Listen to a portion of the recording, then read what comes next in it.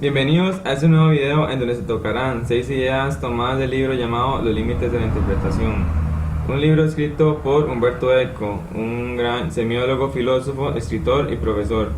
Pero primero una pequeña biografía para saber más sobre dicho autor.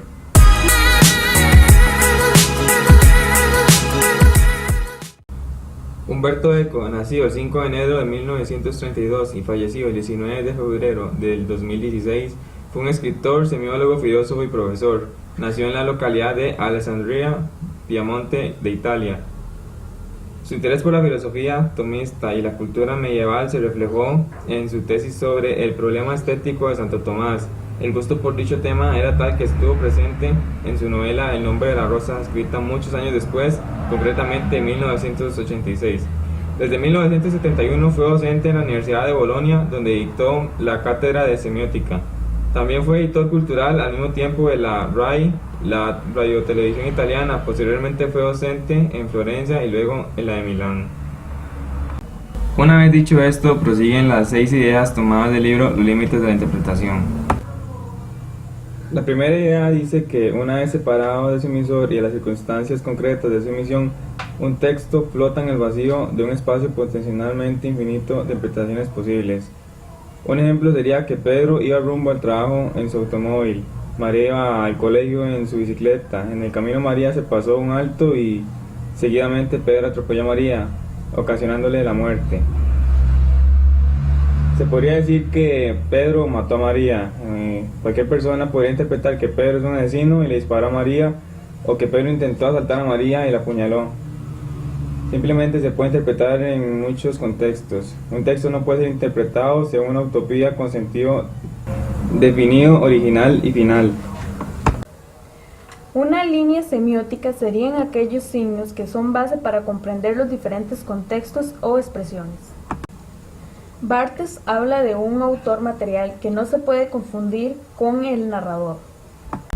Homologando la idea de un ejemplo, doy la siguiente hipótesis. Todas las culturas se deberían estudiar como un elemento de comunicación, o en otros aspectos, la cultura es comunicación. Las teorías semióticas serían aquellas que tratan de establecer cuáles han tenido en cuenta en el momento en que se ejecute, se ponga en práctica o se realice.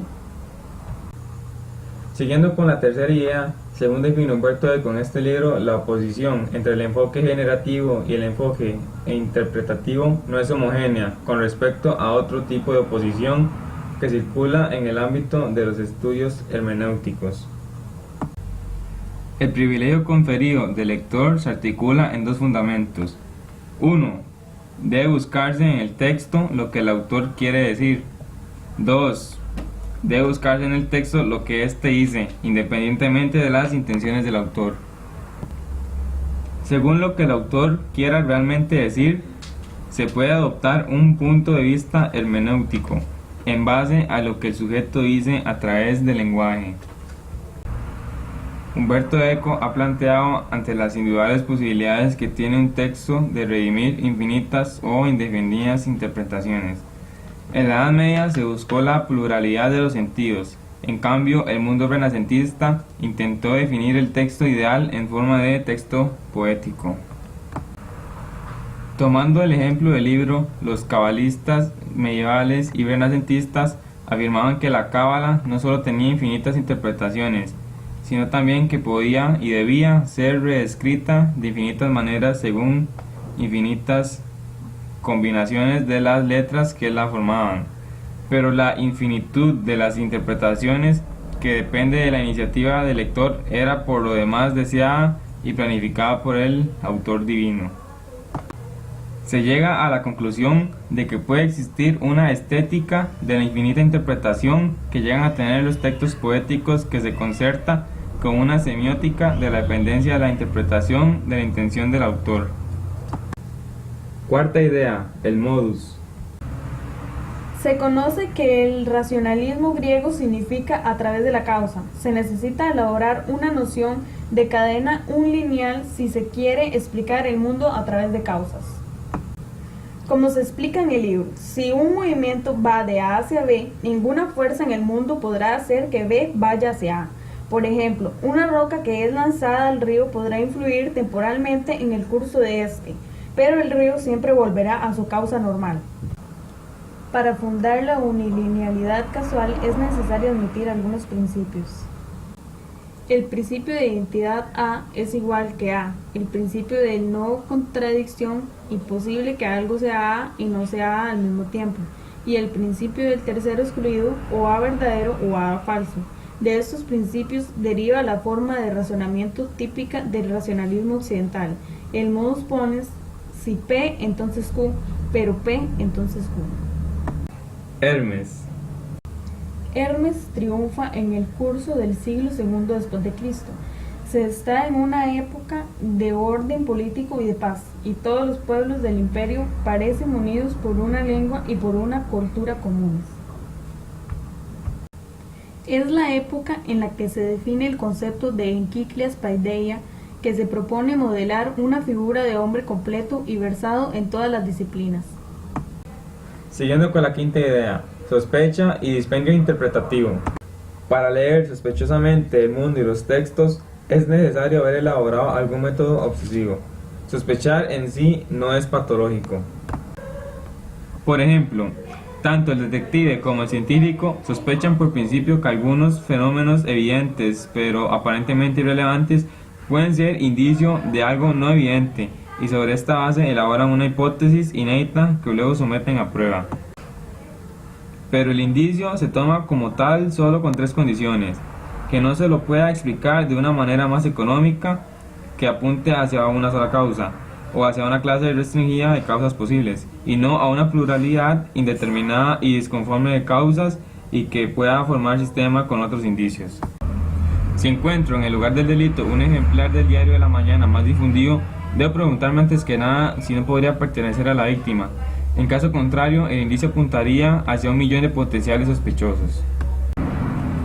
Si en cambio en el lugar del delito encuentro una joya de rarísima hechura, considerada ejemplar único, notoriamente perteneciente a un cierto individuo, el individuo se vuelve interesante, si luego descubro que ese individuo no consigue exhibir su propia joya. Entonces los dos indicios forman sistema.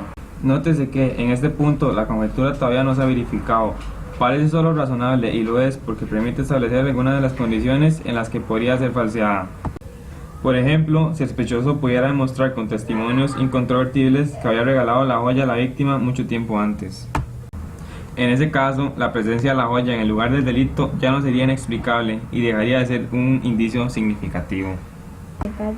Continuando, la sexta idea sería idiolecto textual y variedad de las interpretaciones.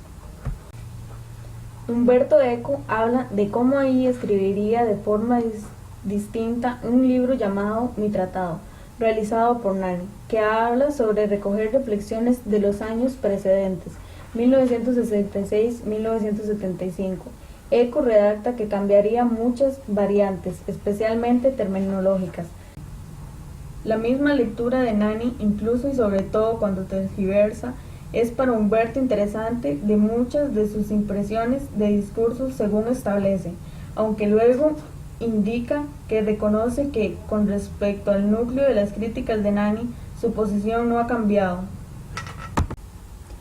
Según Eco, existe actividad capaz de analizar un texto artístico con finalidades estéticas como parámetros de sus interpretaciones.